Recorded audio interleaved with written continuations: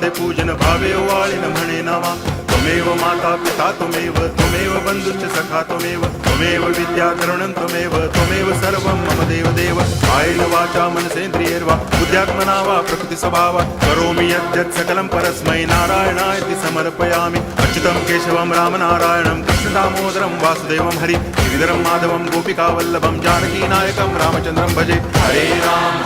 Ram